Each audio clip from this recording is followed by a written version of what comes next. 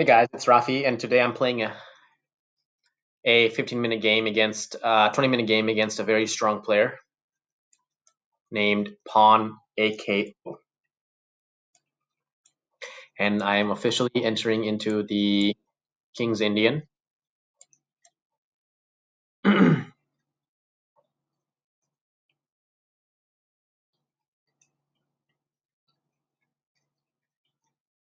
Here I'm thinking if I want to just block the d5. I think I do. I want to grab as much of the center as we possibly can. And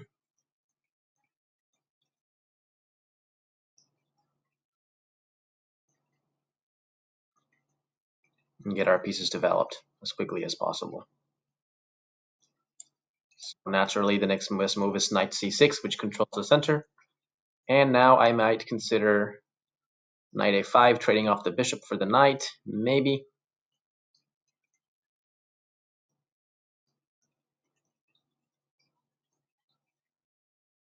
Or consider bishop to f5, which is probably more principled here. I think I'm going to stick with that move. Try to stay principled whenever possible.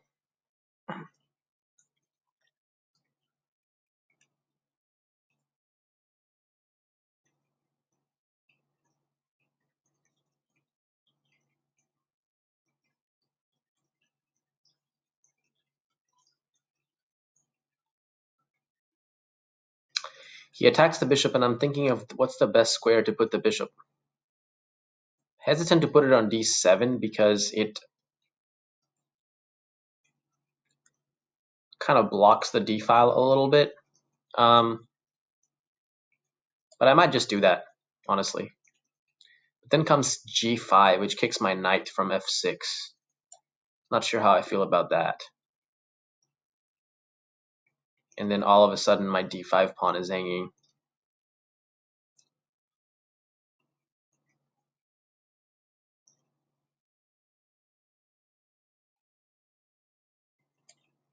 May have no choice but to bring it all the way back to c8.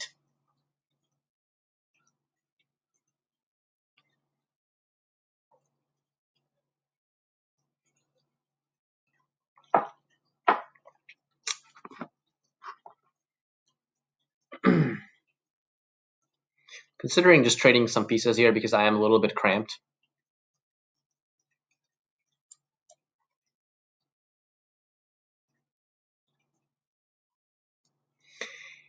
If bishop takes, then, well, if pawn takes now, then I'm going to go ahead and play knight e4, trading some more pieces off. When you are in a cramped position, oftentimes it is a good idea to go ahead and exchange some pieces off.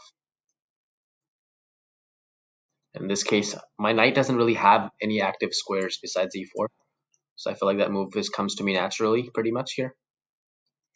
After knight takes e4, d takes e4, queen takes d8, rook takes d8, e6, bishop, pawn takes e6, bishop takes c7 is there.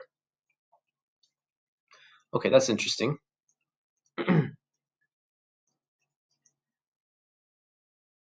Hmm.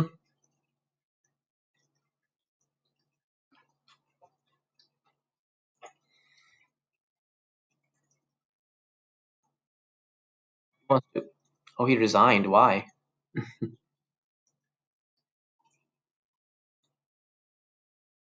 That's kind of an early resignation, I would say. I'm not sure why, because it seems okay. I mean, if I take here, you can take on c7. I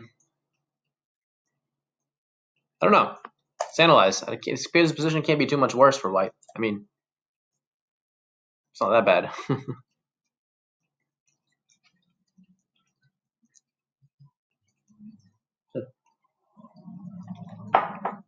Strong player. It's very surprising that he would resign so early.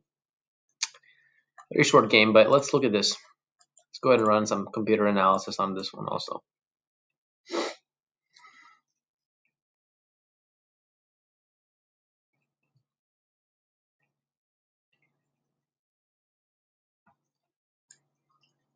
Should be done. Yeah, it's fairly quick. I made one blunder in this game. Okay, let's see what that was. So knight f6, d4, knight f6, knight f3, g6, bishop f4, 73, castles, h3, d6, bishop c4. Here I played d5, just taking over more of the center. And I think, yeah, in hindsight, I don't think that was the wrong choice. I think it's fine to play d5 here, bishop b3. And then I played knight to c6.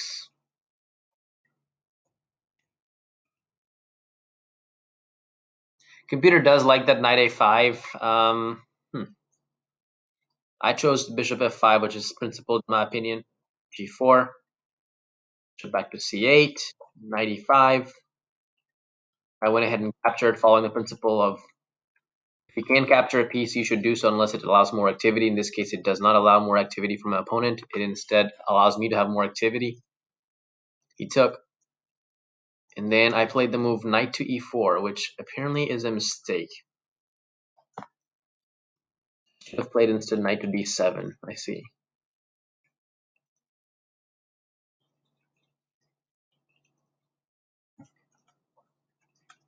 It's a mistake because if knight takes c4, pawn takes c4, and then what? Queen to d4. What an interesting move. And this position is a little bit better for white.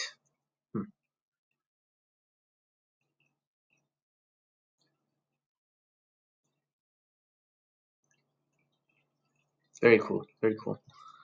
Cool stuff. Didn't calculate this. He didn't play knight takes e4. He played e6 instead. And he resigned. I'm not sure why. I don't think I was considering knight c5 too strongly. I was considering actually just taking here the bishop. But this is the best way to play it, apparently. Taking and then knight to c4. What an interesting move.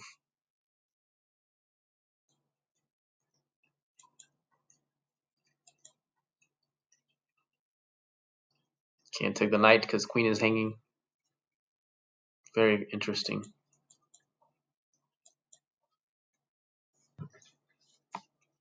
Well, there you have it. Very short game. I wish I could have given you guys more out of this game, but opponent chose to kind of end it pretty quickly. But at least you got some idea of the opening principles and how I chose to follow that in this game. So hopefully you guys got something out of it, and I'll catch you guys in the next video. Rafi Chaudhry signing out here from Lee Chess.